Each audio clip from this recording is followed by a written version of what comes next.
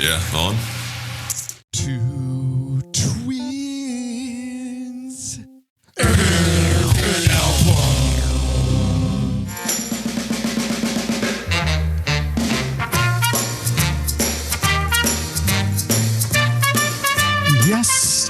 Yes.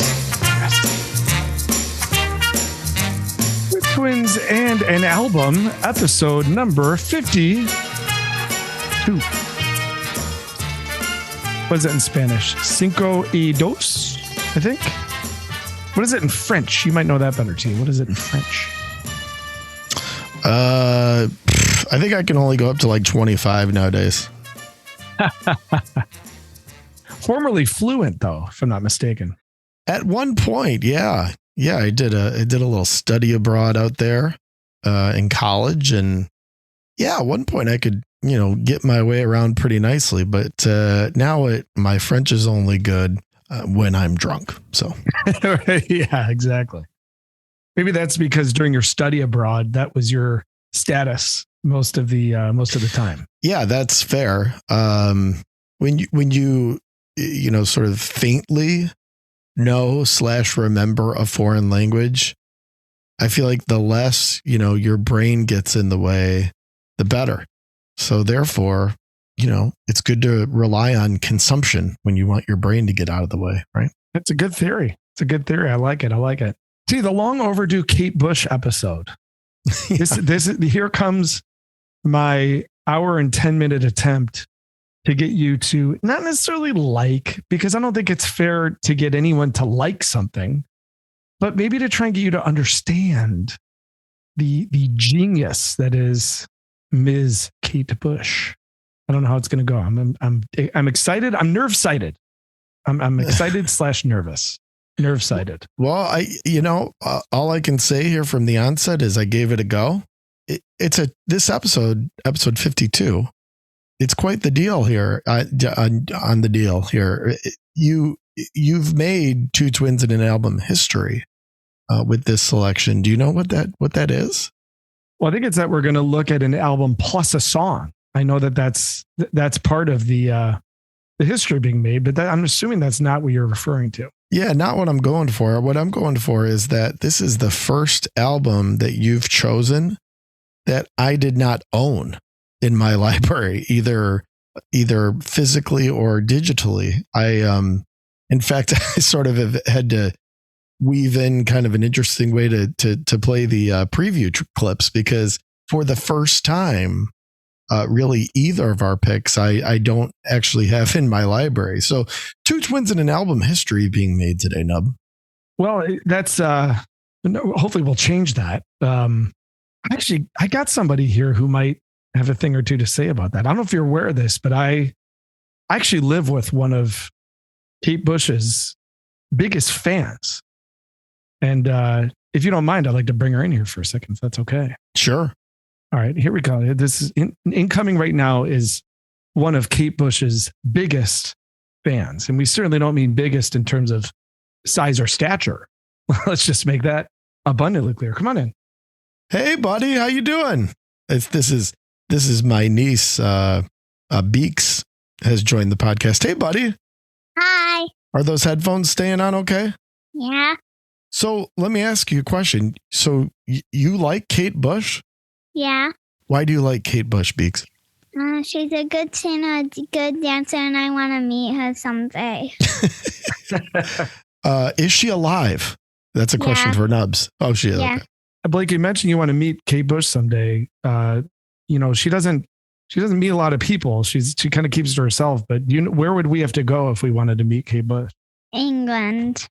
Oh, she's in England. Well, I'm sure someday you'll visit England. So you said you like when she dances. Where have you seen Kate Bush dance exactly? I watched some videos on my tablet. Yeah, what does she dance like? Better than me. What? I've seen you dance. I think you're pretty good, to be honest. Don't sell yourself short, Beeks. You're a tremendous dancer.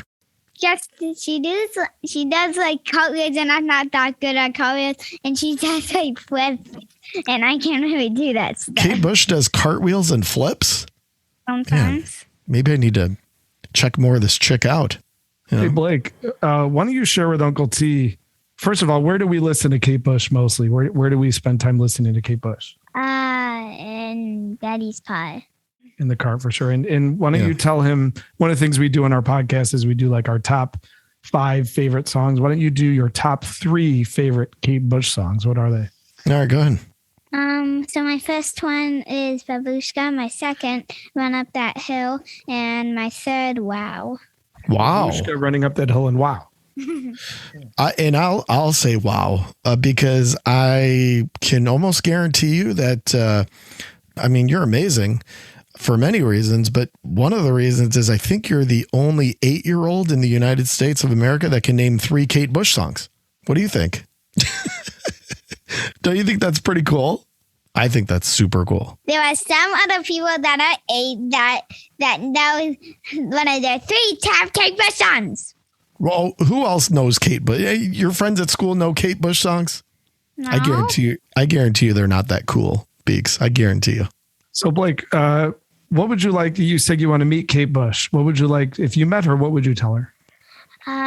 I would be so excited, and I would say, "Kate Bush, is that you?" And then she'd say, "Yes." Who would you rather meet, Taylor Swift or Kate Bush? Kate Bush. Wow. Who would you rather Have meet? I done a good job parenting or what? Who would you rather meet? Minnie Mouse or Kate Bush? Kate Bush. Really? Okay. So let me ask you this one. Who would you rather meet? Wonder Woman or Kate Bush? Kate Bush. What? Jeez, oh Pete. Big fan. All right. Last one. Who would you rather meet? Jesus Christ himself or Kate Bush? I don't know that guy. Well, good for you, Biggs. All right. Well, hey, buddy, I'm glad you joined the podcast today. That was a pleasant surprise. You're welcome. What else have you been listening to? Any other bands or songs? Or here, why don't we, let's do a quick, let's just get that going. And, Beaks, what's round and round for you? So any other bands, any other songs? What do you got, buddy? I like BTS. BTS? Who's that? BTS is a K-pop group. Yep. Okay. All right. Who would you rather meet? BTS or Kate Bush? Kate Bush. I don't believe you. I don't believe you, Biggs. Hey, I want to meet Kate Bush so bad. Wow. That's impressive. Okay. What else have you been listening? Any other bands? Any other songs besides Kate Bush and BTS? Of course. You've been listening to any Blackpink. Blackpink? Blackpink, another K-pop group. Yep. The girls are very into K-pop right now. Okay. All right. Have you been listening to any Philip Glass? Who is that guy? I don't know. Why did you even ask that question then? Well, I don't think you'd like Philip Glass. You know. I don't even know who he is. Okay, last one. Have you been listening to any Wigwam? Wigwam. You know what I'm naming off? You know what I'm naming off, Beaks? I'm naming off all these weird bands that your daddy likes. I'll play them for you sometime, Blake. It's like super weird music. Tomorrow, instead of Kate Bush, we'll listen to some Wigwam. Yeah, do me a favor. Next time. Yeah. Does the songs have like poop in it? Poop in it? Well, some of them do, actually. All right, get out of here. Say bye to Uncle T. Bye-bye. Hey, buddy, thank you for joining the podcast. That was awesome. You're welcome. All right. Have a good one.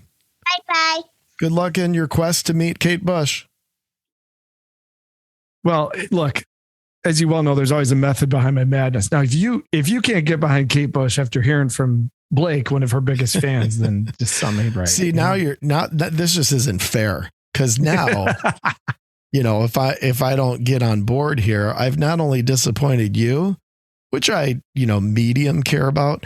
The bottom line is I've disappointed Beaks, and that means a lot more to me than disappointing you, frankly. Look, so you're not hurting me. You're hurting Beaks. Yeah, I see your trick. I see your trickery. All of a sudden, out of nowhere, you bring Beaks on to put the pressure on me. Mm-hmm. Well, all right. Well, I know you that you already took Blake round and round, right? So Let's take each other round and round right here. Let's do it. Go ahead, T.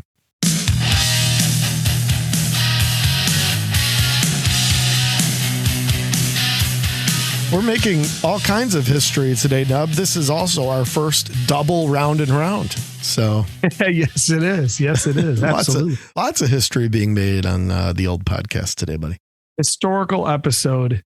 T, what are 3 albums you've been enjoying of late? Well, I got 3 ones that are pretty interesting nonetheless. The first is by a band called Shun. I've heard of them. Yeah, Shun is our older brother's band. They just put out their debut record, available on digital and vinyl. Is there a CD version? I don't believe there is. I don't think there's CDs of it. I mean, we both got vinyl, of course. And I know there's, of course, digital. But yeah, I don't think there's CDs. CDs are so, 2005 now.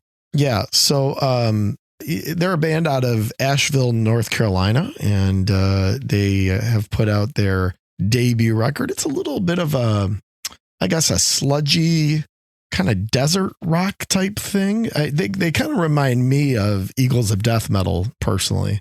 Really like the singer's voice. And obviously our brother Scotty contributes with guitar, backing vocals, and a lot of songwriting contributions. So well done, Scotty, and check out Shun. That's my first round and round. The second is the latest release, just came out this week from Humphreys McGee, and this is very cool. I'm actually very excited about this. The album is called, now take a breath here. You walked up shaking in your boots, but you stood tall and left a raging bull. That's the name of the record. This is a new studio album, T? Oh, you don't know about this? Oh, no, I don't. You're gonna like this, buddy. So for several years now, Humphreys McGee has been introing their shows with these instrumental pieces. And, fans that follow their set list and follow the band, I'm talking about like Cat Shot and Leave Me Las Vegas and Nipple Tricks and La Blitz and Gurgle and October Rain. These are, basically intro pieces where the band comes out. There's usually kind of some sort of fade in or backing track, and then they join the backing track. It's a little bit of a warm up jam to kind of get things going, usually a handful of minute, if not shorter, instrumental. And what they've done is they've done studio versions of all these instrumental songs, which is awesome because some of them are really cool and really good. So props to those guys. They're always doing cool stuff. And I'll say it one more time. You walked up shaking in your boots, but you stood tall and left a raging bull.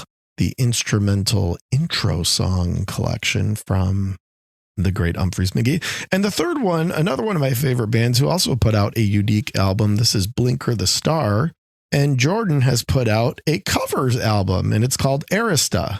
And there's a lot of interesting stuff on here. You've got Boz Scaggs, the Lido Shuffle. You've got Holiday by Madonna. You've got Some Are Lakes, which is by the Canadian band Land of Talk. You've got Love Comes Quickly by one of my favorite groups, the Pet Shop Boys. And It's All Right by the Eurythmics. So some cool, Jordan and I match a lot on influences, and it's part of why I'm such a big Blinker the Star fan. A lot of that comes through in his music, but paying some homage to some of his favorites on Arista. So 3 kind of unique selections for my round and round this week. Nubs, what do you got, buddy? That's a tasty collection right there. I definitely have to check out that Humphreys thing, and the Blink of the Star thing sounds interesting as well. So nice work as usual, T. First for me would be the album Moontan. T, do you know who that album is by? The album called Moontan. Is that Golden Earring, I think? That is Golden Earring. Yeah, great band. Great band out of Denmark, right? Yeah, Danish, right? Danish band, yeah. Danish, yeah. Got a record store day copy of it, and I've been enjoying it. It's a very kind of eccentric classic rock album with some prog leanings and really good musicianship. So, and just remember one other thing. A flute with no holes is not a flute. And a donut with no holes is a Danish. Yes. Thank you, Ty Webb. Absolutely.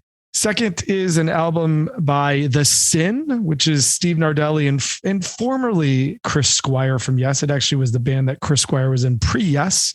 And after Chris Squire died, Nardelli arranged an excellent group of backing musicians and made an album called Trustworks that is just fantastic. It's not quite as good as the one that they did a couple of years before, with Chris Squire, but still really, really good stuff from the Sin. And then lastly, just kind of getting my metal on. And this is a really overlooked band off of Century Media Records, which is the band Shadows Fall, featuring lead singer Brian Fair, not to be confused with, the Brian Fair that we both know and love. With Be Fair. Yeah, exactly. And this is the one of their earlier albums, Of One Blood. And been listening to and enjoying that. They're one of those metal bands that brings together the screaming vocals and the singing vocals. And I don't know, dude, I'm always a sucker for that in my metal. So let's take the conversation out to someone who doesn't do a lot of screaming, although there might be dabbles in it in tonight's album. And that is Ms. Kate Bush, who I have to admit to you, I'm sort of head over heels in love with. I just have to say it right now. You had your man crush on Brendan Bayless. Well, I have like a legit, love for Kate Bush. Crush. Yeah. Yeah. Crush. Exactly. But definitely look forward to some of your, first of all, I look forward to all the feedback you have tonight. I think it's going to be interesting. And your Wonder story, I'm curious as to if and when you ever really heard Kate Bush. And it won't be long. It won't be long. What we're going to do on episode 52 is unique. We're going to actually do a quick review of her first single, which is Wuthering Heights from 1977. And this is off of her first album, The Kick Inside. I actually dabbled in wanting to choose that album, but it's such a different kind of deal that I decided to go with Hounds of Love because it is sort of her rather undisputed masterpiece. It's her best-selling album and something that's probably a little more tangible for you. If I would have just had you dive right in head first to The Kick Inside, you might have run screaming. But it is important to look at Wuthering Heights. It was a huge, huge moment in British music history and obviously a huge moment for Kate Bush. So let's do some nerdy deets done dirt cheap. We'll look at both works and then we'll get into some of your thoughts, T. I can't wait. So yeah, man, let's check in with old Brian Johnson here, do a little nerdy deets. You want some dirty deeds? Yeah. You want some dirty deeds? All right, so Kate Bush, like we said, she debuted in 1977 with The Kick Inside. She was very young. She was 18 years old when she wrote the music for Wuthering Heights and 19 years old when it came out. So this is an extremely young artist who was able to get a deal through EMI, which of course was the giant when you look at the UK in the 1960s, 70s and beyond.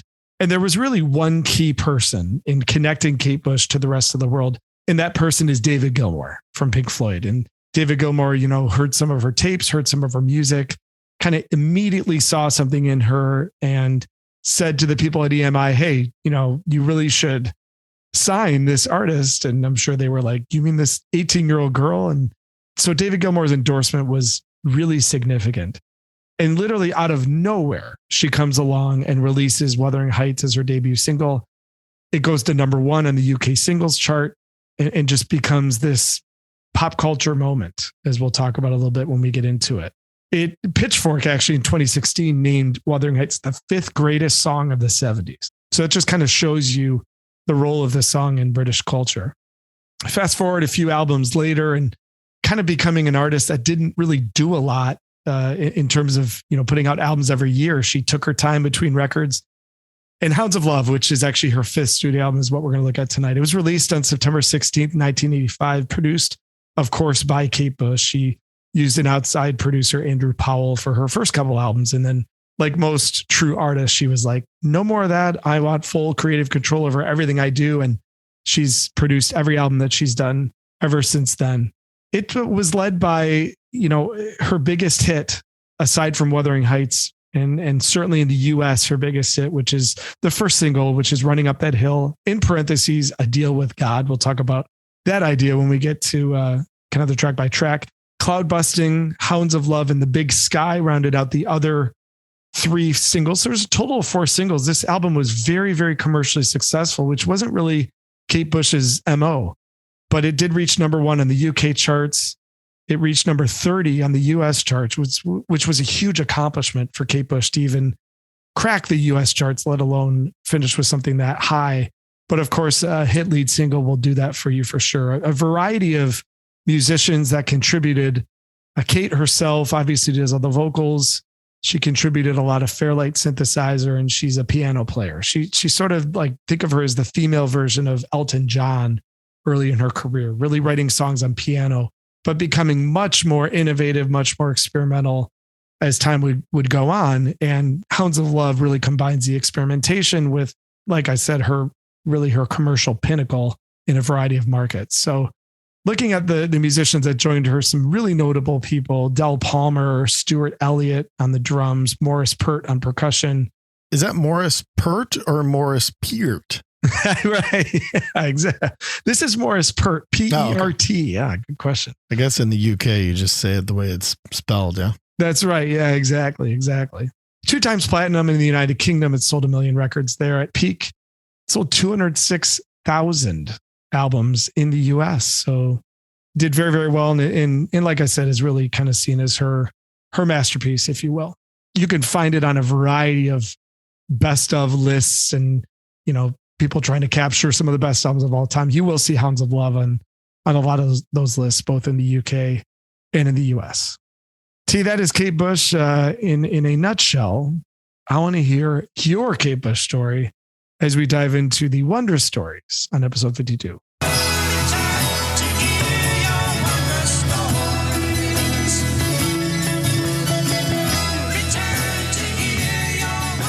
All right, T, well, after Hounds of Love, Kate Bush had a compilation called The Whole Story. So what is your Kate Bush whole story? Well, it's sort of, a half story, I guess. But, my exposure to Kate Bush's music has been fairly limited. And that's not really for any other reason than, I just haven't sort of gotten around to it. You've had an affinity for her for years, and I've been meaning to, try and understand it. And this was a good opportunity to sort of force me to do it. So thank you for that. It's always nice. You made me this really cool compilation. I think that this was when I was living in New York City, maybe. And, we were starting to make music together again, through Andrew's Orange stuff. And we were really getting kind of back aligned on kind of bands that we were enjoying and things that we were discovering. And, even though we were living apart, I think it was a time where we were done with college and we were starting to think about making music together. And I remember you made me almost like I was your girlfriend. You made me a mixtape. It was kind of a girlfriend mixtape. Yeah. We were dating at the moment, and we were having a good run. We were in our honeymoon phase. We were in a good place. Yeah, we were in a good place. Yeah. But no, you made me a 2 CD sort of mix of, you called it Inspiration, and it was a lot of stuff that you were listening to at the time. And I think it was kind of things that you were into that you probably suspected that I wasn't. And it was super cool. There was like Mogwai and King Crimson and some Avenged Sevenfold and some Chevelle, stuff, just real Nubs stuff, some Slayer, Taproot, some New Sticks, cool stuff. And this was probably like 2004 or something. You did this, and you put 2 Kate Bush songs on there. One of them was Wuthering Heights. The other was called King of the Mountain. That was really my first exposure. Now, I said earlier that I didn't have this album in my library, but obviously I had those 2 songs because I've kept the Inspiration collection, of course, in my library since that time. But I also, I did add Cloud Busting and Running Up That Hill. So I did have those 2 songs in my collection, but obviously didn't have tonight's album.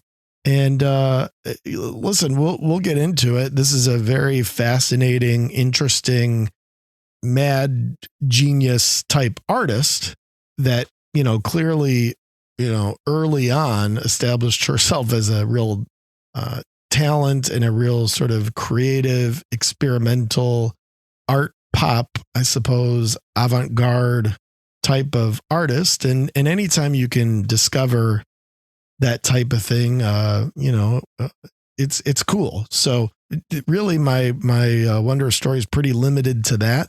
But I do appreciate the opportunity that you provided here on episode 52 to plow through what was probably her most mainstream and most commercial record, I would imagine. And look forward to talking about it with you. So tell me, when did you discover, when did you develop this crush on Kate Bush? When did this happen? Probably a lot later than you think. You know, she existed for like 25 plus years before I really took notice. And I'll explain kind of how. I was reviewing music, as we've referenced before. This was in the mid 2000s. And I was reviewing, and just stuff would come in every day. So every day I'd go to my desk and there'd be 20 envelopes of CDs, some from indie labels, some from major labels. And, I'd kind of take the traditional, open things up and look at it and see what it is, and then add it to the stack. And then I would just spend all day sitting at my desk listening to these things and trying to figure out what I was going to review that week. Well, one day from, Sony Music, I just got a copy of the new Kate Bush album, Ariel, and didn't think too much of it, honestly. The press release came with it. I kind of glanced at it. Oh, Kate Bush. Okay, whatever. And to me, it was just like, oh, I know she's been around for a while, and it looks like this is a big deal that she put out an album, without realizing that was actually the first album she had put out in basically like 13 years. And it was a double album. And so I finally got around to it, put in disc 1, and the first song was this song called King of the Mountain. And I was just obsessed with the song. I remember it's one of those things where you listen to it the first time. I listened to it like 12 more times in a row. It had this haunting atmosphere, this amazing groove. She was singing in this way that was just so different. And I didn't know much about her at all. I just knew that there was something about this song that was so captivating. And so I kind of had my like Wuthering Heights moment with King of the Mountain, decades after she kind of first broke onto the music scene. And then got a little bit into the Ariel album. But really what happened was I got this DVD called Kate Bush Under Review. If you've ever seen these, there's this great series called Under Review, and it comes out of the UK. And it's got all these UK music journalists and a couple musicologists and people like that. Bunch of wankers, really. Total. It's like total wanker fest. But they all just like totally dissect an artist's career, or they've done a few for certain albums. And there was one for Kate Bush Under Review. And it is just an incredible thing. I've watched it so many times, and it does such a good job of explaining her and her significance and, her winding road of her career. And once I watched that, I was really hooked because it introed me to all these different songs. And you heard Blake mention Babushka and Wow and some of these other songs. I mean, I was just captivated. I just was obsessively interested in all things Kate Bush. And that's where I really got into her. And the vastness of her catalog. I'm into bands and artists that have a real vast catalog. They weren't the same when they started as when they ended, and everything in the middle was different. And that's one of the many things that I just love and admire about Kate Bush as an artist. So, that kind of started the whole idea, and bought everything very quickly and got into it in a really kind of passionate way. And I still watch that Under Review DVD all the time. I mean, it's one of those things that like I pretty much have it memorized. So what's interesting about Hounds of Love is it's not one of my favorite Kate Bush albums. I really like it, but if all we did on this podcast would choose our favorite album from an artist, I would not have chosen Hounds of Love. But I eventually did get into the album, and like you said, it's a really fascinating work and one worthy of dissection for sure. So T, let's get into that dissection right now. I mean, we'll start with Wuthering Heights and then we'll work our way into the album. So I'm ready to drop that needle. Are you ready to drop that needle? I was born ready. Let's do it. All right. Yes, you were. Yes, you were. I drop it.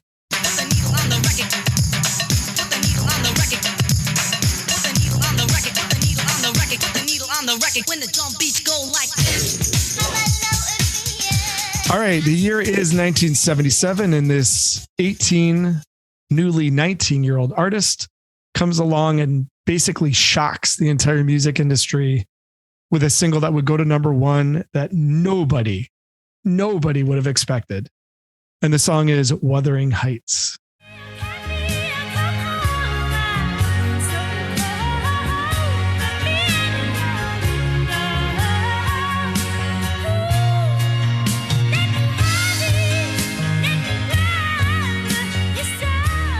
Maestro bringing in the bridge. I love it.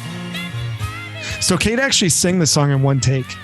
which is remarkable considering the vocal performance and just the vocal styling of it. You know, that's one thing that stands out. And then of course the closing Ian Barnson, very famous guitarist, the guitar solo that takes the song out is certainly beloved. But I think what's really iconic about this is the video. And I don't know if you had a chance to watch it, T, but you know, she's doing this incredibly expressive dance and these facial expressions that must have been, you know, a mix between interesting and maybe a little scary in 1977. But it's a presentation unlike anything else that came out at the time. So, T, what are your thoughts on this single? I mean, obviously it's something very, very different.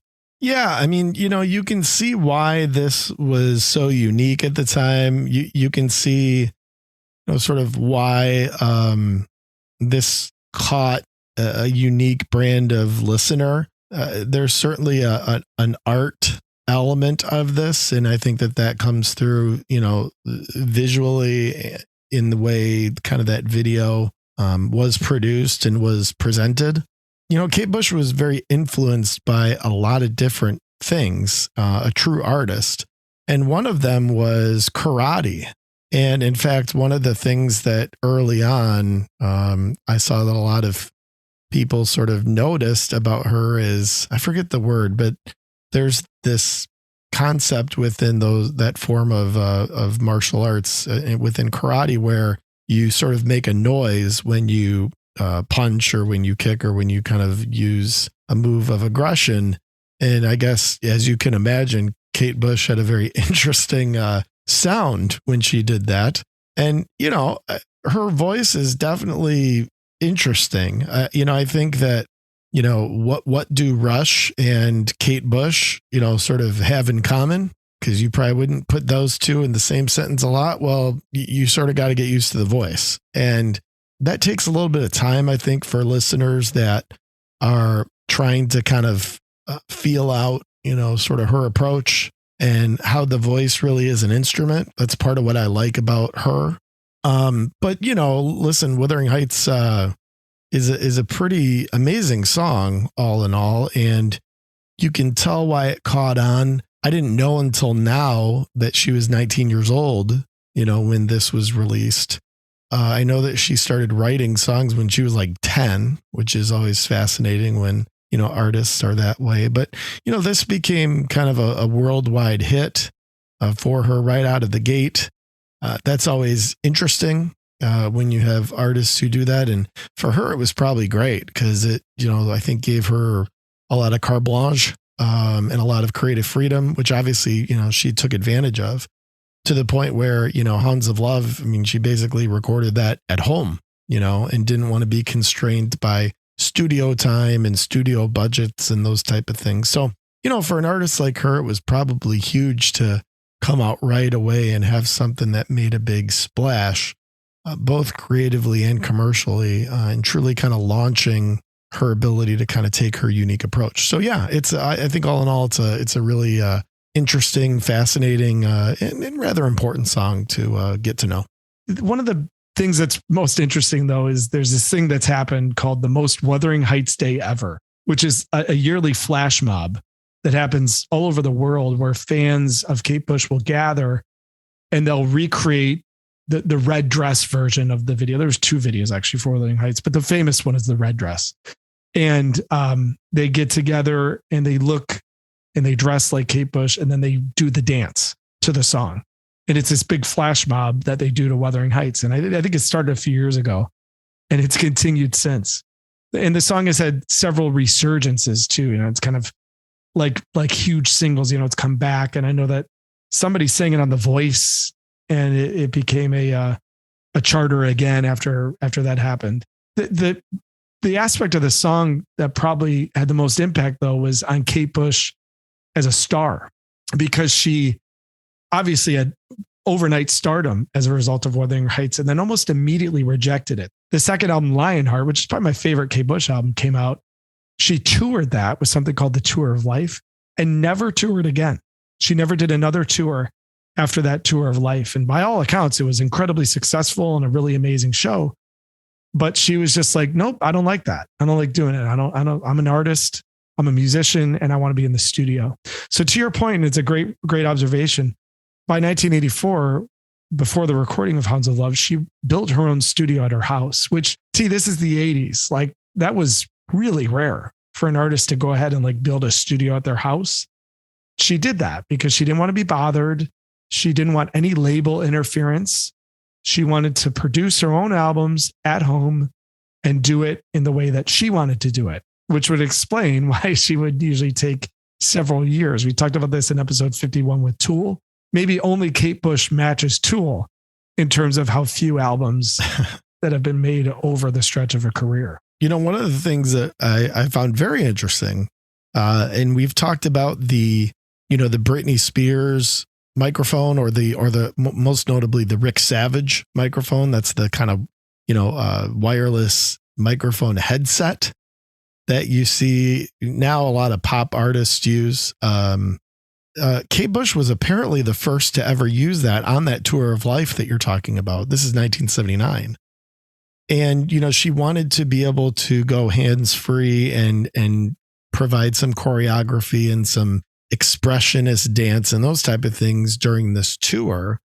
And the best way to do that was to create a, headset wireless microphone. And apparently Kate Bush in 1979 was the first artist ever to do that. So, hey, even if you don't like her music, you got to respect her, her contributions to pro audio. And if you go back and watch clips of it, you can really tell it's very archaic. It's this massive version of the headset that now looks really comfortable. I mean, hell, now you have those where the microphone is in your hair. It was kind of like the Zach Morris cell phone. Yes. It's like literally like the size of and probably as heavy as a brick that has a huge antenna on it. Yeah. Yeah. And it like bounced around a lot, so it was before they kind of got the steadiness of it, right? Primitive version of it. Yeah. Very much so. But yeah, so she was very innovative, both musically and otherwise, but she rejected touring and she said, I'm just going to, it's a little bit like what the Beatles did in the sense of, we're studio artists and we don't want to have to worry about making music that's easy to reproduce live. We want to make the songs and the sound and the sonic qualities that we want to do. And so that's what she dedicated herself to. And that's what takes us into Hounds of Love. So let's get in our little, time machine that we've built here. We're going to go 8 years forward from 1977 to 1985. We were 5 years old, T. And I think it's important as we go through the record that this thing was made in 1985, right? It's super important to think about that because in a lot of ways, this album is very ahead of its time and you can connect a lot of it to today's sounds. But it was 1985. I mean, we're in the era right now where MTV was kind of a new thing and lots of 80s pop and lots of, pop radio and some of those things that we all associate with the 80s. Well, Kate Bush is obviously coming along and creating something very different.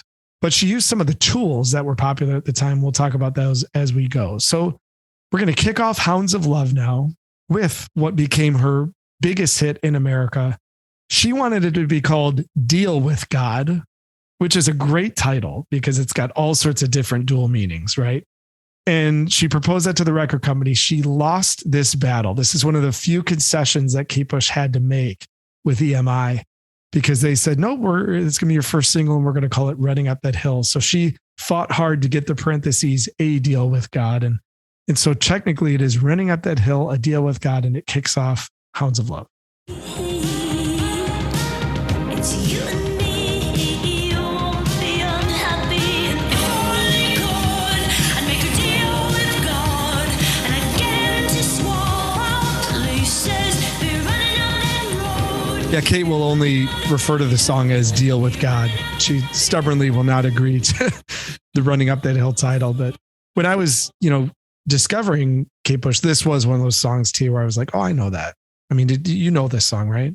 Yeah. This is probably her most well-known and probably the most accessible, I would say, certainly on this record, maybe even in her entire catalog. So not terribly surprising. It's got more of a catchy sort of pop sensibility to it, especially around this time. There were a lot of singles, when you look at kind of like the Sheena Easton type stuff and producing, kind of pop, but more of a deep, kind of reverby, sort of sound. Melissa Manchester is another one, so it fit in, well commercially.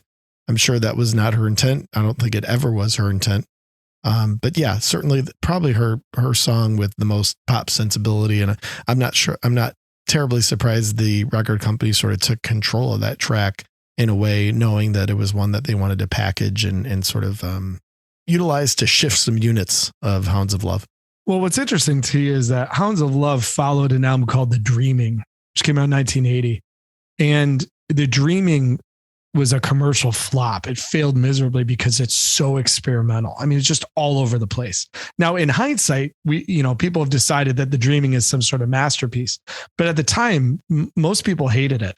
And so EMI was licking their chops when they heard Running Up That Hill because, not only was it catchy, but it really did just have tremendous commercial appeal as a dance song. Because one of the elements that made this song really popular was the 12-inch remix. I mean, this song became a dance club hit, which is kind of hilarious to think about, and especially considering the subject matter. We talked about this in the Tool episode. We're not big lyric guys, but this song is incredibly deep. I mean, it's about switching places with God and trying to, see the world through his eyes. And it's kind of angry. And this is not the feel good hit of the summer, yet it became this dance club hit. It goes to show you that when people are dancing at a club, they don't care what people are singing about. They just care about the beat.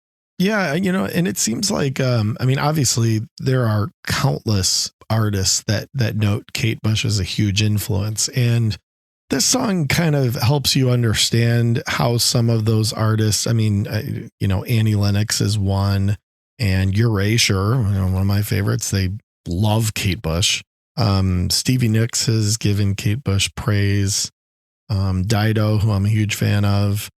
And you can hear a little bit more, I think, on Running Up That Hill more than some of the other work, where that bridge of her being a major influence on a lot of pop and more commercially pop artists, even artists that wrote sort of catchy, upbeat tunes.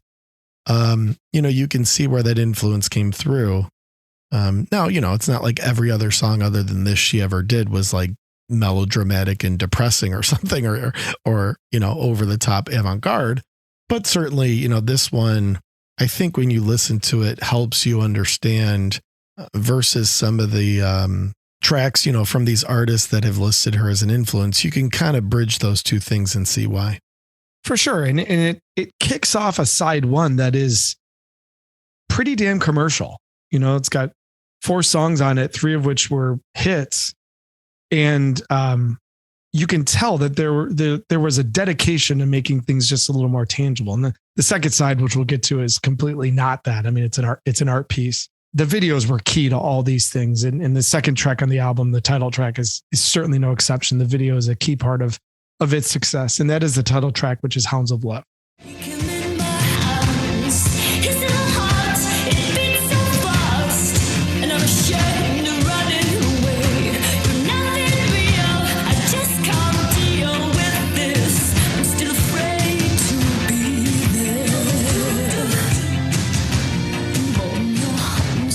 So Kate Bush did finally do a few more shows in 2014. She did this residency called Before the Dawn in London, and Hounds of Love was one of the songs that was added to the set list. So she must like it. Others liked it as well. Q Magazine said it was number 21 in the top 50 greatest British songs of all time.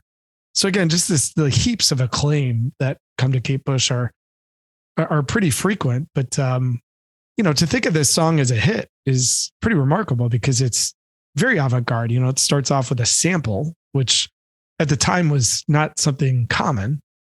And it's got this kind of, odd timed offbeat drum percussion beat. And with her singing kind of wildly over the top, but it kind of showed you that she was kind of hot at this moment. Cause even this particular song became a hit. What do you think of Hounds of Love? Yeah, I think it's cool. The sort of strings that carry it along are treated nicely. She's very creative. I mean, there's no question. And a lot of synthesizer elements, a lot of, sampling technology and those type of things that really a lot of people weren't doing, especially around this time. This is still sort of front half of the 80s. So a lot of innovative stuff. And there are a lot of cool electronic synthesized string treatments really throughout this record.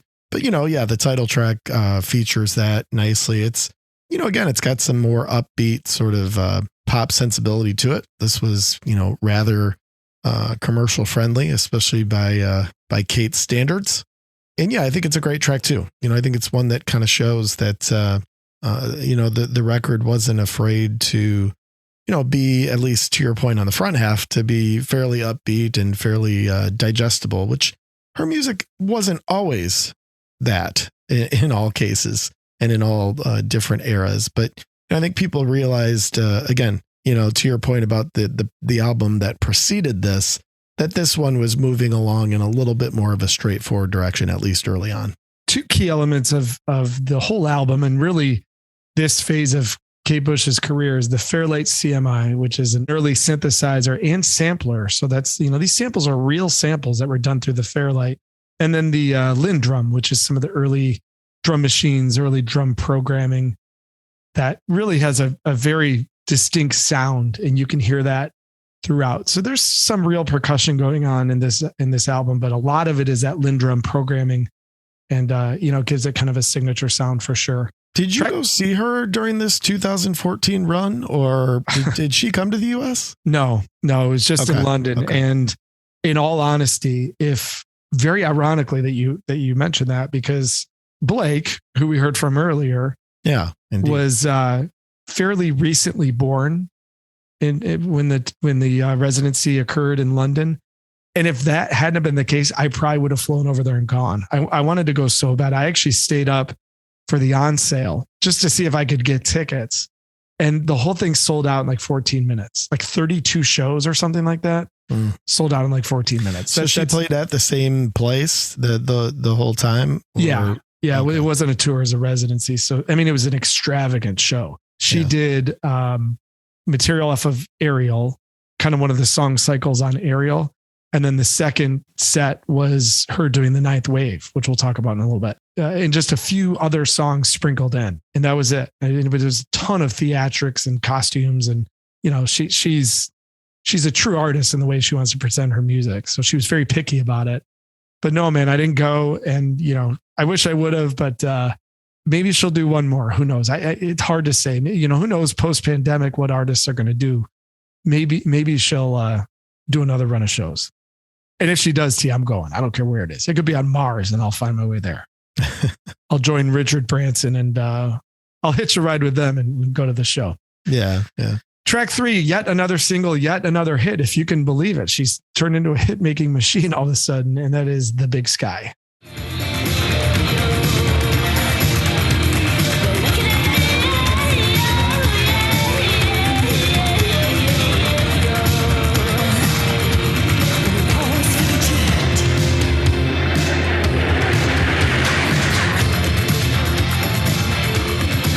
Yeah, I love the last couple of minutes. She goes into this kind of big celebration at the end. And to your point, some of her music building up to Hounds of Love was not, we've already talked about not being necessarily feel good, but The Big Sky has this sort of majestic celebratory feel to it. It was a hit. It actually notched her, if you can believe it, a nomination for Best Female Video at the MTV Video Music Awards in 1987. So how do you feel about The Big Sky?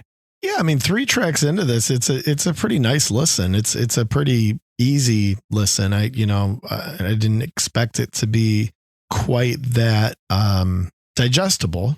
Now of course we haven't talked about the back half yet, but I think it comes out really nice. And certainly 3 songs that I'm sure those that may have been looking for something from her that may be a little bit more straightforward, a little bit simpler. This chugging drum thing that you hear on Running Up That Hill and on The Big Sky is really neat. So yeah, I think the first 3 tracks on this are very easy to absorb.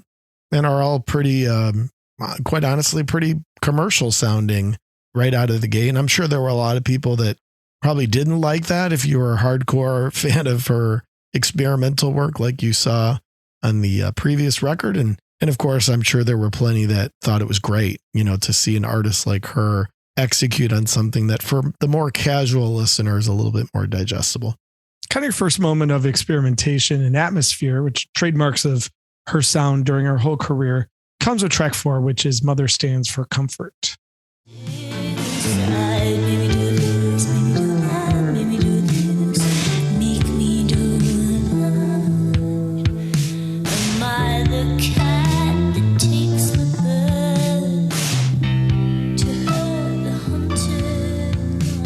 So this is that first appearance from Eberhard Weber, and I just love the bass in this song. He was a tremendous bass player. Kind of played the upright stand-up bass, played some double bass, and I just think he brings something to this song. Even if you see it as kind of a boring, dreary song, that bass line is pretty killer.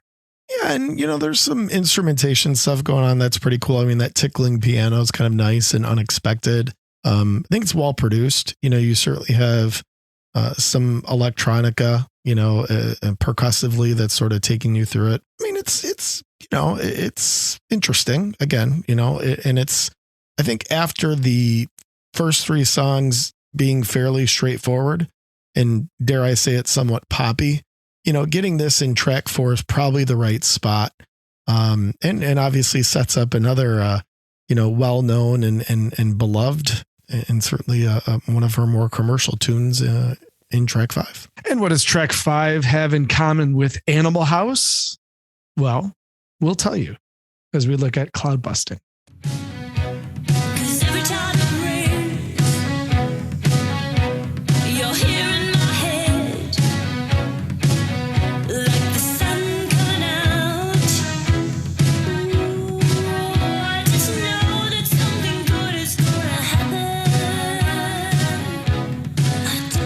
What does Cloud Busting have in common with Animal House? They both include Donald Sutherland. Oh, Jennings makes an appearance, and looking a bit like Jennings. That's why I bring it up, because this is an absolutely famous video. You've got Kate acting as she did in all of her videos. I mean, she really was the actress in all of her videos as a little boy, and Donald Sutherland as her dad as they went cloud busting. The video brilliantly tells the story of this really touching song. If you really get into the theme of it, it's an incredibly moving piece of music and lyric. He could have ruined that whole thing by, walking out into the kitchen, reaching for something in one of the, cabinets and showing off his big bare ass.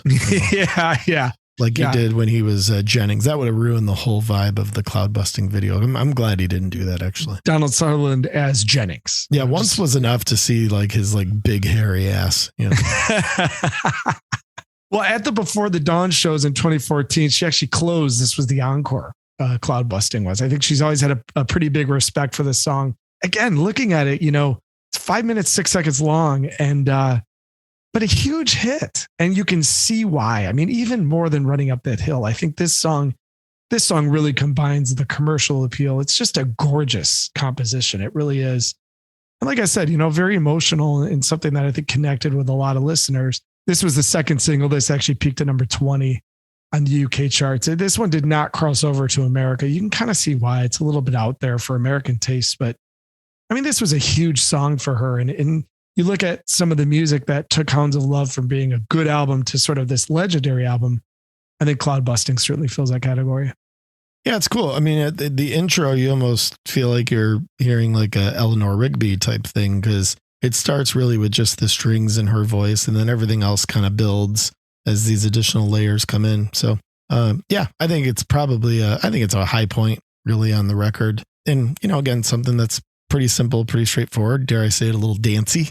At least from a mid-tempo sense. But I think, Cloud Busting, I'm not terribly surprised that she used that as the encore for those 2014 shows. It too received the 12-inch single treatment. So there's a remix of it. And again, kind of became a dance club thing, you know.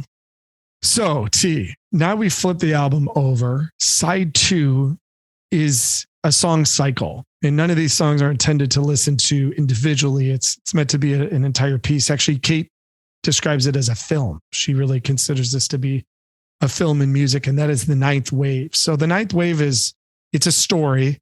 It's the story of a woman drowning and all of the things that happen for somebody who's literally in water for a long period of time, doesn't know if they're going to live. And we'll get into kind of the elements of this story. There's lots of different interpretations, of course, but Kate had mentioned that she was just stunned by this terrifying image of what it'd be like to be stuck in water and have to be rescued and having to stay awake. You know, most people say that, you know, the process of drowning actually has to do with you fall asleep and you become exhausted. So the story is of a character who ends up in water by herself and has to keep herself awake for long enough to be rescued, and kind of all of the hallucinations and all the things that might happen during that process. So it's a very interesting concept. The lyrics are pretty fascinating to follow along. And musically, obviously, it does some things that are not quite as mainstream as side 1, to say the least. So, T, we'll listen to the ninth wave. We'll kind of analyze it on the whole, but let's just blast through, you know, the various elements of it. So it starts with kind of the explanation of this particular character who has a life preserver on, but nothing else and nobody else around her. She's ended up in water, and she talks about the situation in the opening, really beautiful melody, which is "And Dream of Sheep." Every gun seeking ground, I can't keep my eyes open. Wish I had my radio. I tune into some friendly voices talking about stupid things. There's like so much Tori Amos here too. You know, it's like, Oh yeah. I gotta think that like she was like a huge fan, because there's, you know, especially when she's like doing this whimsical solo piano stuff, it's like complete, you know. It's a great read, T. In the BBC documentary about Kate Bush, Tori Amos is one of the talking heads and basically says, I wouldn't have a career if it were Kate Bush. It's Tori Amos and St. Vincent are kind of the two artists that I remember the most. And you can totally hear, I mean, you can hear Kate Bush all over that for sure. So, "And Dream of Sheep," this goes into "Under Ice," which then starts to explain kind of the things that our character is going through as she's thinking about life and death, being stuck on this body of water. So, "Under Ice." Trees, leaving little lines in the ice, cutting out little lines in the ice, splitting sound. And the music starts to get scarier and darker because you're being challenged on whether you're going to keep listening, right? In the same way that the character is being challenged that she's going to fight through this and stay alive and stay awake. So there's lots of, you know, Kate is always playing with the way that sounds support lyrics. And it's pretty well known that this piece gets really scary because trying to test the listener, is the listener going to make it through this in the same way that is the character going to make it through this? So interesting elements going on there, the connection between music and lyrics. Then it gets really weird as you get into the third piece of this, which is "Waking the Witch." Go down.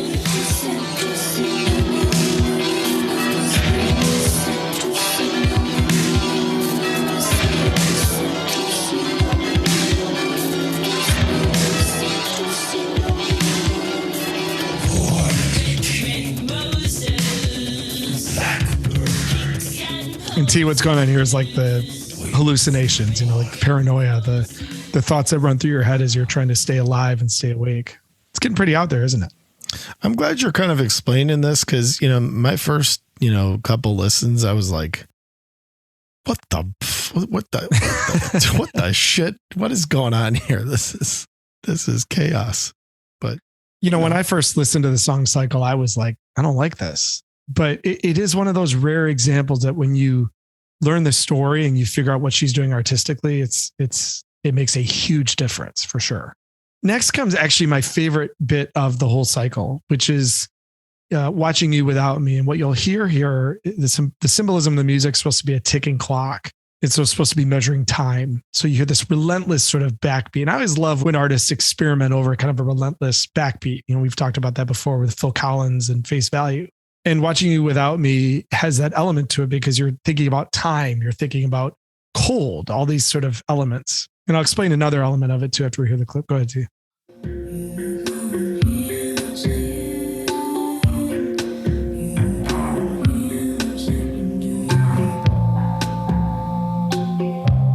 Can't let you know what's been happening. There's a ghost in our home. Just watch. Cool bass line. So you hear the monotonous, that's supposed to be a ticking clock. And then those voices that are inaudible is supposed to represent lips being frozen shut. So they're trying to show the character is becoming frozen, losing control to make words. And so that's why you hear those kind of inaudible voices that go along with the lyrics coming from Kate Bush. So you still with me too? You still in here? I'm with you, buddy. No, I actually think musically watching you without me holds up really well. I mean, Yeah. it almost, sounds like what you might hear in modern festival rock type of approach. And don't ruin it for us, T. well, yeah. Yeah. But in a way, again, a lot of creativity, a lot of uses of some of these kind of electronic beats and layers and elements that, are really interesting. So yeah, I think, this is a type of song where you can really hear a lot of influence, even throughout, more recent times on this one. So it's I think it's kind of an interesting, notable track in that way. I mean, T, do you think Radiohead would even be Radiohead without this? I mean, again, this is 1985. This is so experimental. Yeah. For that time period, Definitely from the standpoint of utilizing electronica and being experimental. Yeah. There's a lot of boundary pushing going on here. This might be considered the climax of the story. This is Jig of Life. It's a reminder too of Kate Bush's kind of Irish heritage because it truly is a jig. And there's a few different symbolic elements to this as well. This is where the character comes into contact with her future self. And her future self is saying, stay alive, make sure that I get to this point, which is a fascinating idea. So let's check in with Jig of Life. Come on and let me live, girl. Come on and let me live. She said, come on and let me live, girl.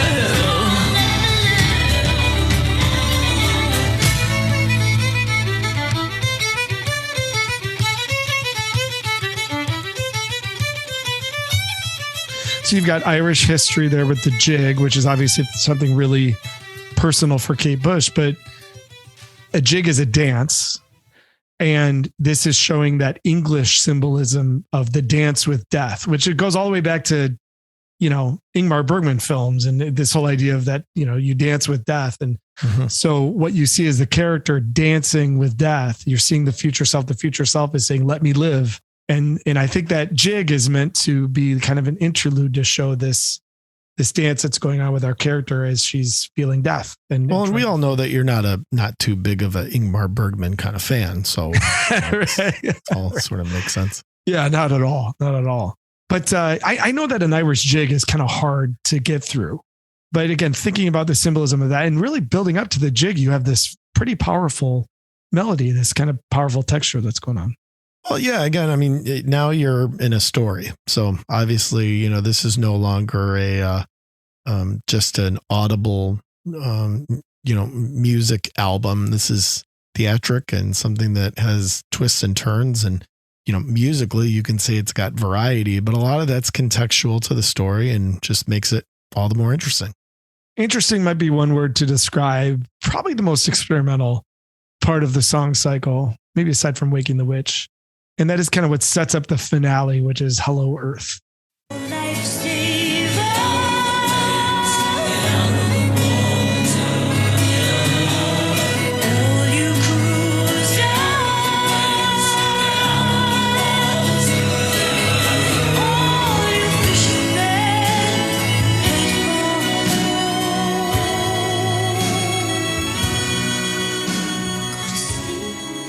It's pretty ambiguous lyrically, but whatever happens in Hello Earth is meant to set the character up for the moment of either death or being rescued. And there's a desperation to it. There's some pretty amazing imagery in the lyrics. It's probably the hardest lyric to interpret in terms of the actual story. But what we do know is how it ends. So, T, at this point, you get through Hello Earth. What do you think? Is the character going to make it? Is she going to make it? Knowing what I know about Kate Bush, I'd say no. I think she's a dead duck. I think she's fucked. It's an interesting take. Hopefully I'm wrong. I like a happy ending, but just as much as the next guy. But I think she's in big trouble, this character. Well, Kate Bush certainly took the artistic approach and said, well, it's up to the listener to decide. But she said, and I always trust the artist, if they intended it, they intended it. She intends that this ends with a rescue, and that happens in the morning fog. And this sets up kind of the new life for our character.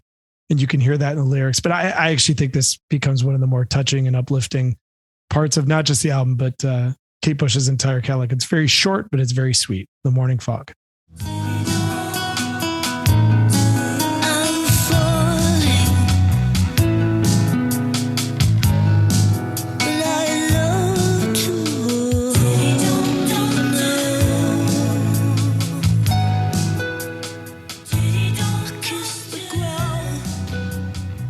T, we have a rescue. It's a happy ending, buddy. I think it is. Yeah. She said kiss the ground. So, that's got to be somebody who's happy that they didn't kick the bucket.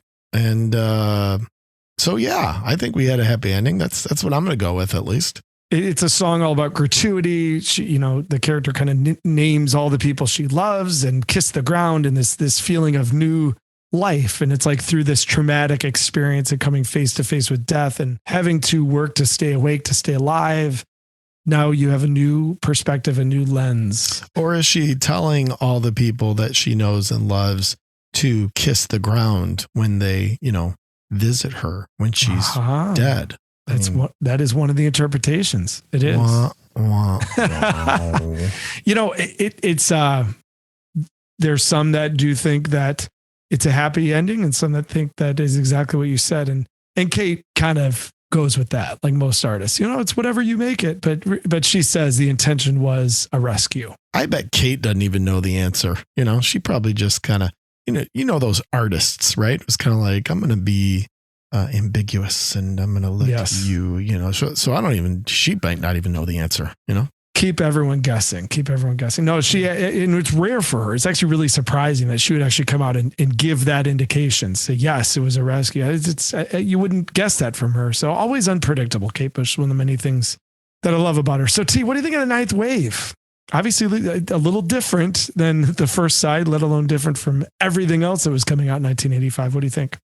Well, I think obviously I see the appeal for you. I mean, it does have some prog sensibility here with kind of a story arc and kind of different zigs and zags that get you there. A lot of musical variation. I mean, I get it. I get it that it's creative and interesting. And obviously when you put it in the context of this story arc taking place, it's pretty cool. So yeah, definitely a different side 2 than side 1. It's a great Kate Bush starter album, obviously. And I'm sure that's part of the reason why you picked it, is because you get kind of this commercial aspect during the front half, and then you get this progressive, thematic storytelling, theatrical kind of aspect in the back half. So you're getting kind of the two sides of Kate Bush, probably her at her most commercial, and then probably her at her most theatrical. I'm always one for a good, solid musical opus. So it was kind of a fun thing to plow through. And a strong endorsement from her to perform that at the 2014 shows. It shows that in a catalog that she's not always proud of. I mean, she's always moving on to the next thing. And she has had pretty rough things to say about some of her earlier work. This is clearly something that she's proud of as an artist and has continued to embrace. So T, let's see how you embrace as we get to, does it matter? It's an interesting question for you, T, because it's a relatively new artist for you in a new album. So what do you think? Did Hounds of Love matter? Yeah, I mean, this is a super influential artist, no matter how you add it up, and really no matter if you like her or not. I mean, Kate Bush was not terribly popular in the US, and, it's an acquired taste. It's kind of like when you drink your first beer, at first you're kind of like, oh, like, what, like, this is different, and then you have a few more and then a few more, and you grow up a little bit. And then finally you're like, yeah, beer's awesome. Some artists are like that. I think Kate Bush is a little bit like that. I don't think there's anybody that on first listen just immediately is like, wow, that's, I get it. And that's awesome. You got to work at it a little bit. You got to find some of that appreciation and appreciate some of that uniqueness, and that probably takes some time. But yeah, if you're going to, I think it's a perfect, sometimes with these type of artists that are a little more artsy and a little more avant-garde and a little bit more unique, it can be hard to kind of find the right place to start. Certainly Hounds of Love seems like the perfect Kate Bush starter album, and the combination of a front half that's commercial and a back half that's sort of theatrical and has a story, sort of concept album piece to it, I think is neat, and in, 1985, when things were so hell bent on being as commercial as, I think this is the same year where we did the Huey Lewis sports episode. And, that was all about, cosmetics and commercialism and those type of things. And, this is probably as close to that as Kate Bush got, but clearly, as you can see from side 2, she was not about to put together a compilation of commercial worthy singles. And that's cool. And that's cool. So I think it's a perfect starter album if you're trying to get into this artist. And I think, for that reason, it was a good pick, not just for our listeners who may or may not be too terribly familiar with Kate Bush, but for your co-host as well, who is not terribly familiar with Kate Bush coming into this. I think the trademark of her, she's always trying to challenge her listeners. And this album really does that. The first half is stunning and it's kind of poppiness. And then the second half is this very, very challenging, very dramatic piece to get through, but both very rewarding. This album is so heralded, almost to the point where I have a hard time, thinking it's as good as everybody says it is. Like I said, this would be a mid-tier album for me in terms of my Kate Bush list, but you have to really admire somebody who's so authentic as an artist and really somebody who just doesn't care about what's going on out in the external world. She's really focused on her internal leanings and in her internal creativity as an artist. She is just a lovely, lovely human being. You listen to interviews with her. She doesn't do many, but when she does, she's just sweet and introspective and devastatingly clever and just absolutely lovely.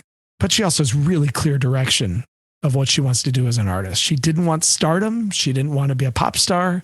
She wanted to make albums and make challenging music. And it matters in that sense for sure. And I hope that young listeners continue to discover her because it's very different, but it can be very rewarding to get into for sure. So, all right, T, let's put Hounds of Love on the final cut. Is it on the turntable? Is it in the collection? Is it collecting dust? Or T, for you, is Hounds of Love in the for sale bin? T, where do you put it?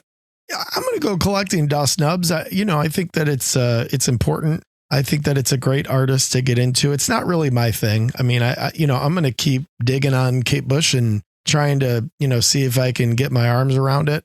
I think it's kind of easily parodied. I think sometimes it's melodramatic. I do think that her voice and her approach sometimes takes some getting used to. So it's an artist that I look forward to learning more about. I'm going collecting dust just simply because I do think she's a very important artist, very influential.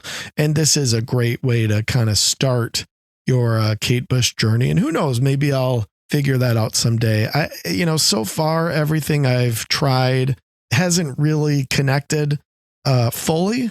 And who knows, maybe I'll dig into it and understand it further as time goes on and as I become more mature. Because well, I don't know if that's going to happen. Yeah, it won't. It won't, believe me. See, where would you put the 45 of Wuthering Heights? Since we looked at that as well. Well, a single song, it's always a little bit tough. I think that Wuthering Heights is a great single. I think that it's a classic, and one that, considering the year that it came out, considering, her age, considering that it was really kind of her first and most notable and I think most successful single, at least globally, is really interesting. I'm glad you included it. It's a hell of a song. How about you, Nub? What's your final cut on this one, buddy? I've got Wuthering Heights on the turntable. I just think it's a really, really important single and a song that I love. It's one thing to just respect something for its role in music history. It's another thing to actually like it. I love the song. I love the vocal performance. I love the composition. I love the guitar solo at the end. I think the bridge is a really stunning piece of middle section writing. I love it. In terms of Hounds of Love, I've got that in the collection. It's a commitment to listen to top to bottom. And the reality is, on the first half, I like the songs. I think they're all strong, but none of them to me are amazing. They're really good singles, and it showed her pushing herself to do things in a little bit more of a concise fashion. The second half, I love the story. I love the way the music supports the story. It's not something I'm going to listen to regularly, top to bottom, but this album is something that should be in a collection. I think if you're going to have a well-rounded collection, it should include Kate Bush. And if you're going to include Kate Bush, unless you want to become a freak like me and own everything, Hounds of Love is probably the title that you want to add. So solid in the collection, maybe a little bit too out there for most to be on the turntable. And I do listen to it regularly enough to keep it from collecting too much dust. And hey, if there was no Kate Bush, I don't think Erasure would be the same, according to Andy Bell. So, that alone deserves my respect. There you go. You know what, T? Another element of respect. You've earned my respect by just getting through this episode and listening to something that I know was new for you. And I'll tell you what, man, I respect you. You deserve my respect. Well, there's a first time for everything. Thanks, buddy. I appreciate that. Let's wrap it up, T, as we look at what is going in our head. Oh, yeah, Dolores. Do you think Dolores was influenced by Kate Bush? I mean, she had to be. Come on. Oh, hell yeah. So you get Irish. Come on. Yeah. Absolutely. There's no doubt about it. Well, I guess we'll never know because she's dead. Right. She's dead. There, Dad. Are you happy? She's dead. She's dead. Yeah. T, 3 songs ringing in your head. What do you got? All right, buddy. Well, the first I'm going to go with is Keen.